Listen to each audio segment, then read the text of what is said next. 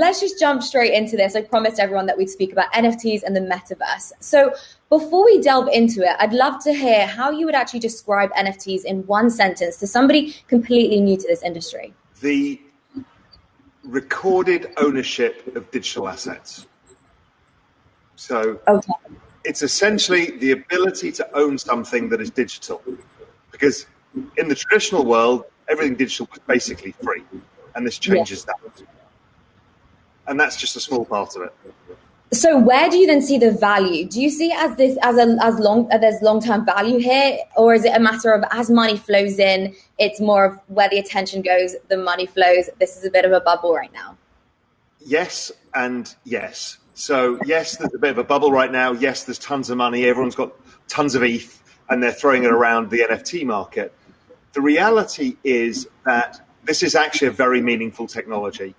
What it allows you to do is operate within a digital world, own things, transfer things, and that can be a piece of artwork. It can be the member of a community like Bored Ape Yacht Club, or it could be IP. It could be tokenized real estate. It could be digital real estate. It can be everything. So if you think about this as like this ledger where you can own these assets and transfer them, store them, and you've got that trusted ownership of it, it's kind of a game changer. Also, digital identity is going on to NFTs as well. But right now, we're mainly seeing this explosion in the art space. So in terms of greater expansion, do you see this? You spoke about, identity, but what about sports and fashion and the rest of the world outside art? I've seen it's all happening. So I happened to attend the pre-showing of the Dolce & Gabbana NFT. Okay. Unbelievable. So they had both a physical dress, a physical jacket, and some jewelry, which also was digitally rendered in the Unreal Engine. So for perfect 4K metaverse experience. But they'd also created a woman's dress and a man's jacket and some jewelry, a crown, in fact, that couldn't be created in real life. And it was like the men's jacket. I don't really like Dolce & Gabbana, but this was gorgeous. And You're like, oh, I get it now. This is like, this is the same ownership that we will all do, buying stuff that's ridiculously overpriced because we want to be affiliated with that brand or that particular cultural movement. It's the same thing. So fashion's going that way. Even things like ticketing are going this way as well. Because, for example, with ticket scalping, if you're a music artist, what happens is so many people take a slice of your pie. But if you can record who's got the ticket and how it transfers, you can keep the prices and the exchange of value between you and the person. So, yes, it's going to big brands. We're seeing it everywhere. Even McDonald's issued an NFT. Yeah. And a lot of this stuff is worthless, but a lot of it's just collectibles. And a lot of it is also meaningful communities growing around these NFTs. And we've seen that with CryptoPunks, Bored Ape Yacht Club, things like loops that are building from scratch. And we don't really know where it's going, but we just kind of know that it's captured everybody's attention. And you make an important point, when you mentioned McDonald's and you're sort of saying, well, there isn't so much value behind something like that. It's kind of everybody is just going for it right now. And we're seeing it across all areas. But in terms of VCs, where is the attention going? What kind of industries are they really looking to invest in? I think it's split in so many different ways. So there's a bunch of people investing in stuff like what Gary Vaynerchuk is doing or Ashton Kutcher, where they're building media companies from the ground up based around characters that aren't even fully formed. And people participate in that. And the hope is that you can build something really meaningful, a franchise, like a Disney franchise out of it. So that's getting a lot of attention. Also, there's a lot of collectible art that's getting huge attention. So we're starting to see some massive art collectors in that space, not just the Beeple thing, but even generative art designed by AI. And that kind of stuff is a new movement, and I think it's big and it's going to get bigger.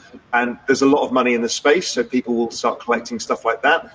Then there's these community groups that I've talked about as well. People are getting really interested in what this could all mean around Bored Ape Yacht Club, and we'll see that community building out different features and benefits as well. So people are wanting to invest in that. The other side of the equation is, look, every brand wants to get involved because it's a bit of a cash grab. They think they can sell anything in a digital form and make money. that doesn't work really, because this whole movement, the whole of this crypto movement is about community, and it has to be kind of a shared value system. So you can't just keep selling stuff and hoping that it's a new revenue source, because people will just get pissed off with it in the end. So obviously community matters, but everybody's minting stuff right now. It's a bit of a cash grab, as you said. So how can investors like myself actually spot a good NFT investment? I have no idea. And I have reached out to everybody and spoken to everybody, because the problem is it's not like Bitcoin, which you can fractionalize it down and you can put in $10. Yeah. If you want to put a CryptoPunk, you have to stump up a few $1 million.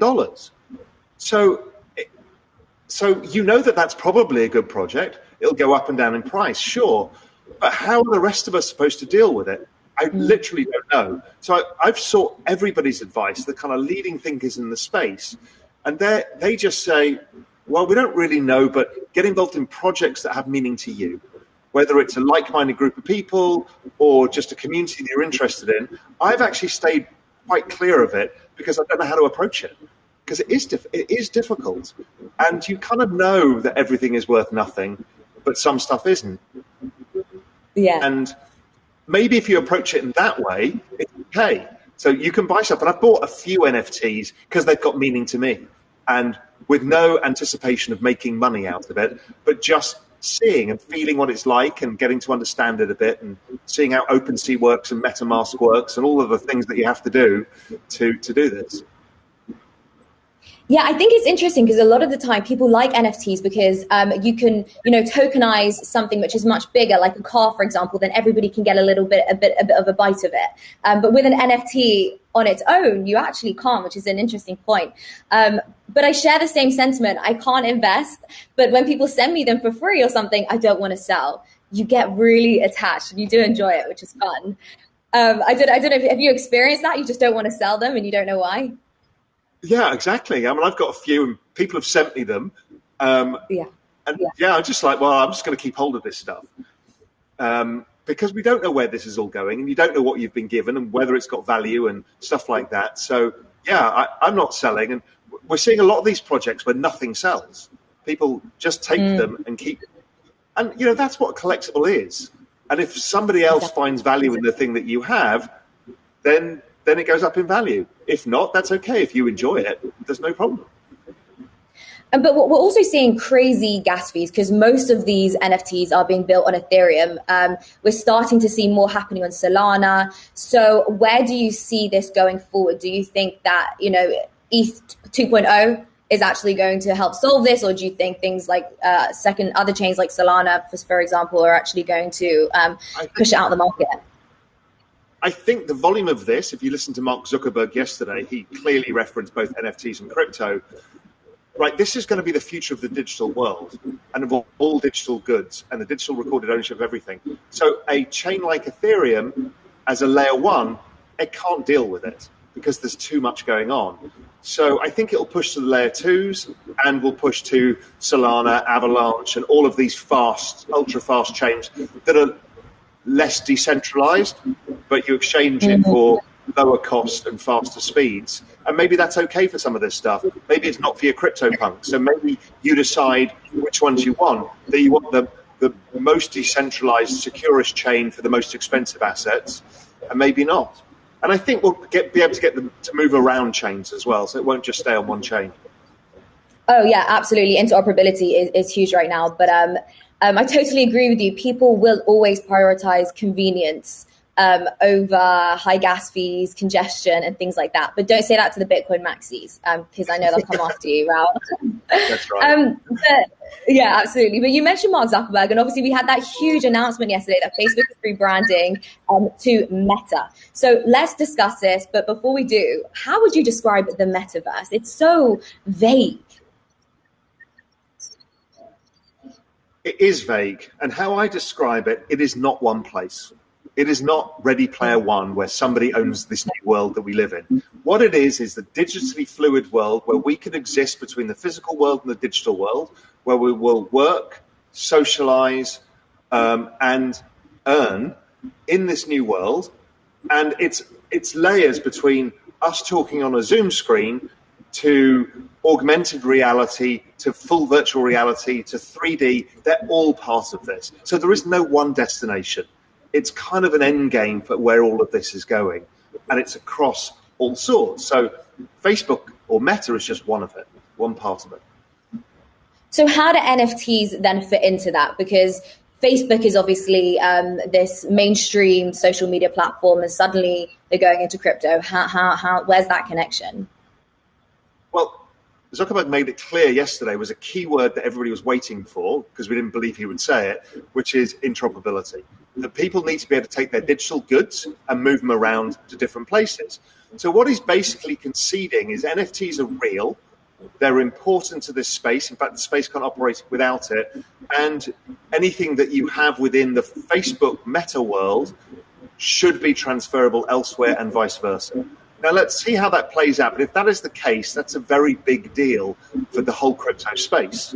And I think he also understands they're building Facebook DM.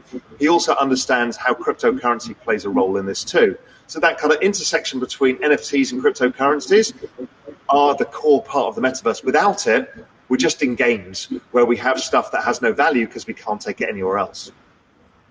And do you think this is quite an iconic step then for adoption for the entire space? Yes, everybody needs to drop their cynicism because they don't like Facebook. Irrelevant. 3.5 billion people use them. This is the biggest network on Earth. And they've basically said the future of digital world is in the metaverse. And that includes NFTs, cryptocurrencies, and all the other parts of it. And it's not one place. So that's basically going to onboard everybody into this space. Because soon everybody will own an NFT because Facebook will make it easy to do that. And again, some versions will be less decentralized than we want. Some will be based around DAO structures and egalitarian. Others won't be. And that's okay, because in the digital world, unlike the physical world, we can just pick up our stuff and go somewhere else. And that's a really cool feature. If you don't like how Meta treats you, go to Decentraland. If you don't like how Decentraland treats you, go to Sandbox or Epic Games. That's a really big thing.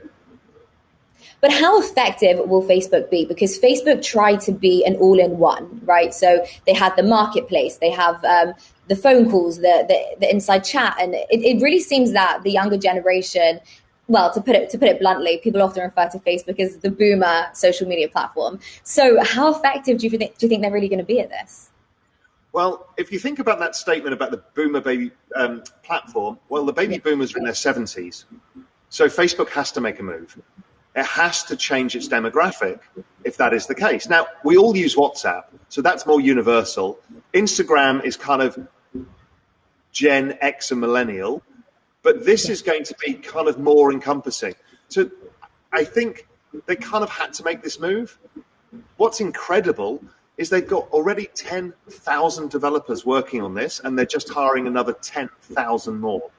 So what is the probability that they're going to have a decent-sized experience that has a lot of communities operating within it? Very high. They've got all the money in the world. Mark Zuckerberg, like him or not, is very smart. He understands this. He saw this coming. I mean, he started this journey with VR about 8 years ago. I didn't know that. So, yeah, so they bought Oculus and started building this about 8 years ago. So this is not some new pivot because it's fashionable. He saw all of this coming. So I would take it seriously because he understands it. Okay, because I know people don't take it seriously also because they had the issue with their cryptocurrency. They tried it with Libra and that didn't quite work. Then they had DM, and there is a lot of concern about it. But I want to move on a little bit actually and talk about regulation, because things are happening. We've got Facebook already had a lot of backlash during the election back a few years ago. So how do you think regulation is going to affect this market? I don't think the regulators can keep up. I mean, they're still trying to figure out to launch a Bitcoin ETF, for God's sake. And meanwhile, Facebook is launching the metaverse. I mean, what are they going to do? I mean, there's just no way to control this because the scale, the sheer size of this. How many people use Fortnite? Have they regulated Fortnite yet? No. But Fortnite's going to have NFTs, and Fortnite's going to have cryptocurrencies. And I mean, they need to change the rule set around this and stop trying to regulate it like a security as it is in the US. But the regulators are, 10 years behind. So I don't know what they can do. And they never managed to regulate the internet. They just couldn't figure it out. So I don't think they're going to be able to figure this out easily. So I think it's going to be down to us and the worlds that we want to live in, the communities we want to live in. And we will decide what the rule set is. So we only want to join communities that suit our kind of ethos. And I think that's okay. Because, humans are a pretty toxic bunch generally. And, we can't take humanity out of humans. We are what we are, but we do get the choice to go where we want. Yeah, speaking of toxicity, I really wanted to ask you about the maximalism that we see in the space, because you're very open about looking forward and understanding where the innovation lies, and you get a lot of backlash for that. So why do you think in such a free-minded community, people refuse to be open-minded when it comes to certain areas? It tends to come out of Bitcoin, because Bitcoin is this kind of unique network that is pretty perfect in its own right for what it does. And all of these networks are basically communities. These protocols are communities, and the community's job is to defend the value of the network. And so what they see is everything as a threat. When everybody keeps looking at them saying, but we're not talking about money. We're not thinking necessarily that ETH is money. It's a platform to facilitate this incredible movement. But they're like, yeah, but it's not the same as Bitcoin. We're like, no, it's not. But so they're just defending their idealism. And that makes the network more robust. So it's a feature and a bug. But it's difficult, because what they're actually doing is making it a less attractive community for all of us to hang out. It's one of the reasons I kind of moved away from the Bitcoin community, because if I don't like the community, I'm going to take my money and go elsewhere. And that's kind of what I'm talking about with all these metaverses as well. We get the choice. And so we just don't have to play with them. Speaking of taking your money and going elsewhere, I read somewhere that you put 5 million into Ethereum. Is that correct? I'm not saying how much I'm putting into it, but I've got 100% of my liquid net worth in crypto, and about 70% of it's in Ethereum, probably more now, probably about 80-something% is in Ethereum. Would you regard yourself as Ethereum? Oh, sorry. No, it's the biggest bet I've ever taken. I'm not an Ethereum maximus. I just think it's the best risk-adjusted reward. I'm an investor. Yes, I love the space. I'm passionate about the space overall and the ethos and the culture and everything that's happening. But what I'm trying to do is maximize my returns. And yes, could I make more money in Solana? Possibly, but it's riskier. Ethereum is so clear with the restricted supply. There's a supply crunch. Everybody's staking their ETH. Everything's being locked up on smart contracts. So to me, and I'm seeing institutions coming into Ethereum because they feel more comfortable there than they do with Bitcoin because of the issues we talked about, the culture within the community. So I'm like, this is the best bet to me. So so I'm not an ETH maximalist in any way. In fact, I own tons of altcoins, stuff like Solana, Avalanche, Terra, and I think everybody's doing great work, and the world should be about all of us doing great work and working together, because the whole space is going to go up 100x. And if Bitcoin ends up being not 45% of it, but ends up being 20% of it, but the whole space has gone 100x, it works for everybody. I just want to let everyone know that we have a few minutes left, so please feel free to leave your questions in the chat, and I'll ask Raoul since we have him. So you mentioned 100x, which is incredible. Where do you see that in the next 10 years, the next 15 years?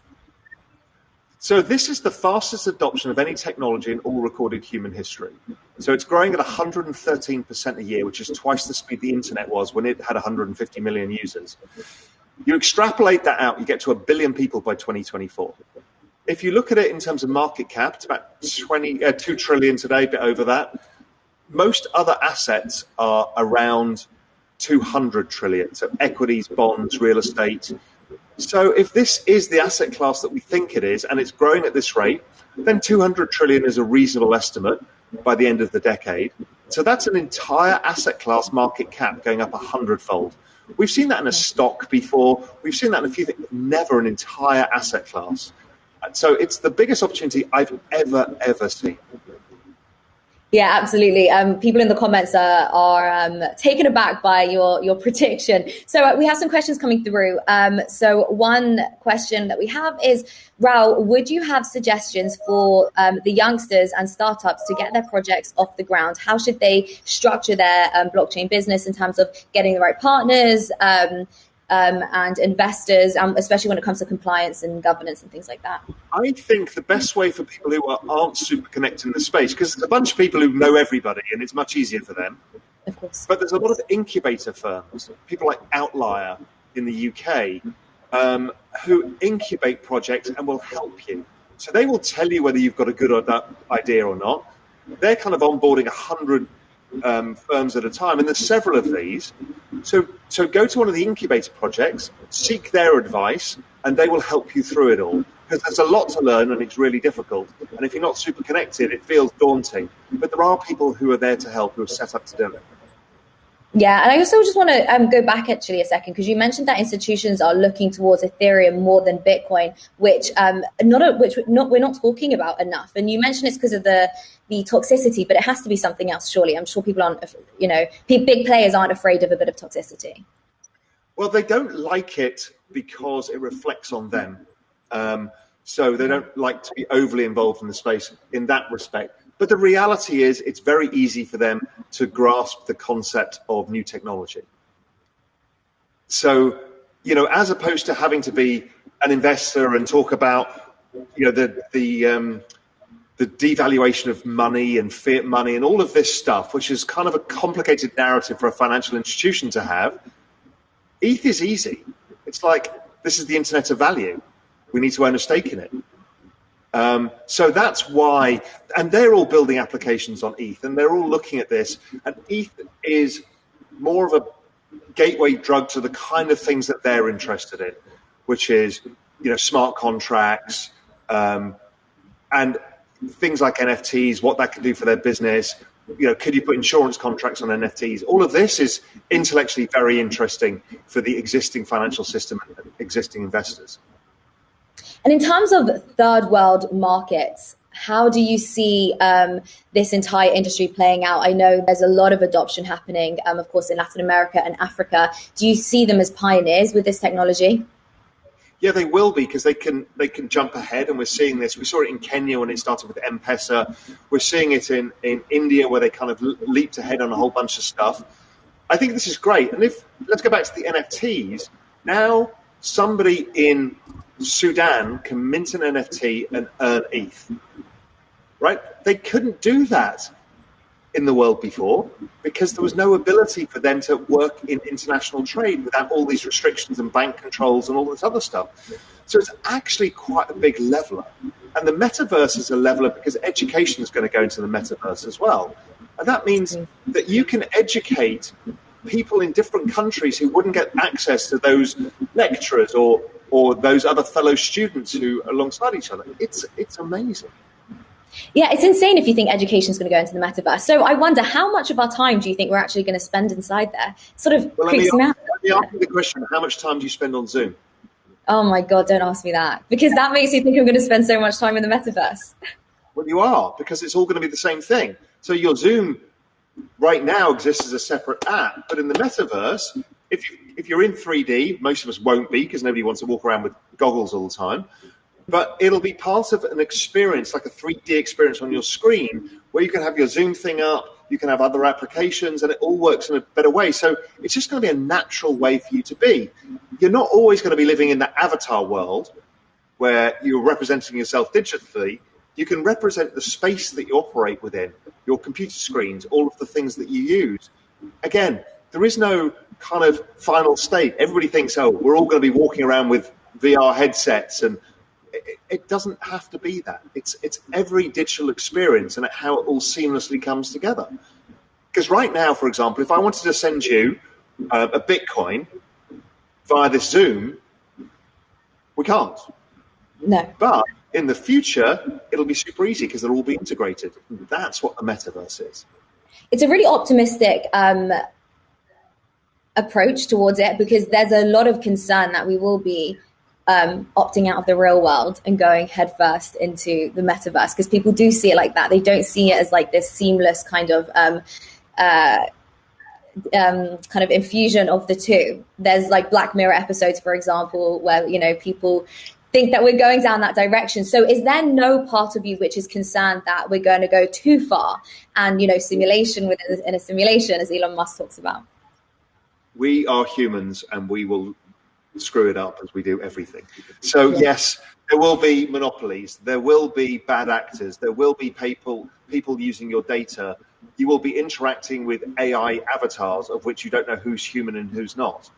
I mean, it's going to be a complicated world. So therefore, you need this digital identity layer that we talked about. So at least I can confirm I'm a bloody human. You know, wow. So we've got, it is not going to be easy, but look what's going on in the space. Everybody's building their vision of what would be a better version of this, because everybody's very familiar with the sci-fi world, because that is dystopian, because it sells books and films, right? But nobody wants to look at the optimistic side. I think it will be both. Much like planet Earth is both. It's everything, right? We're humanity, and we create wars and we create love and peace. We do it all. So just finally then, we can't have a conversation without talking about how crazy this week has been with meme coins. So give us your take on meme coins. Should we just be staying away from them? You know, should we be going headfirst into SHIB? What do you think? I think stuff like SHIB, it's a bit too late now. The people who were lucky were the people who kind of saw it. But these are like NFTs. They're just culture. They're culture, and it's around a joke, and it's a very different thing. It's not about, oh, this is the new Bitcoin. It's nothing to do with that. It's kind of tongue-in-cheek that I want to own this dog coin because it's hilarious and it has no use. And if enough people think that, it goes up in value. And nobody's thinking they're the world's smartest investor. They're just enjoying the kind of madness of the situation. It's the same with NFTs. So I don't have a problem with it. I own some Dogecoin for the same reason, because I think it's a community. And then you see there's a bunch of people who own it. A lot of people own it. And then suddenly you see Mark Cuban accepting it for payments. And you see Elon Musk is going to use it for something. And then you're like, oh, wow, they're actually building a network. So what you've done is started a community first and build a network out second. Okay, why not? That's basically what the opposite of what Ashton Kutcher and Gary Vee are doing. They're building out the NFTs and then building a community around that. So it's just different ways of approaching it. This is a new world. We don't know where any of this is going. It is entirely new. A lot of the time people are looking at, the hardcore technology to understand whether something is a long-term play and if it's a good investment. But it's actually starting to it's starting to actually be worth your while to look at culture. You're totally right. Some of the NFTs which do well are wearing, MAGA hats, for example, and smoking something.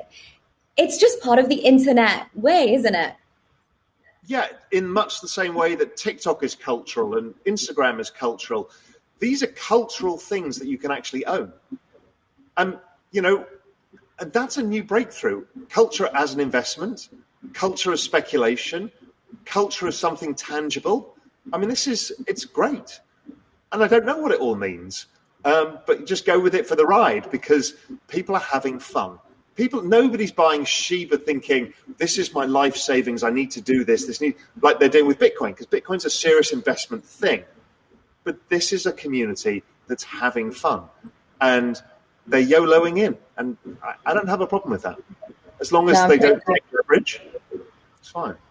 I'm totally with you. It's all about understanding the good investments and I'm just going to give this a go and see how it works. The culture investments, as someone's written in the comments. Raoul, it's been so fascinating speaking with you. I really appreciate hearing your thoughts on NFTs. I'm trying to navigate the world of NFTs and the metaverse right now myself. So it's been really insightful. Thank you so much. Not at all. We're all trying to figure it out. There's so much change. It's coming at us at a ridiculous pace, but it's a lot of fun. Absolutely. All right. I think we both got to go backstage now. So thanks so much. And we'll speak to you soon. Bye.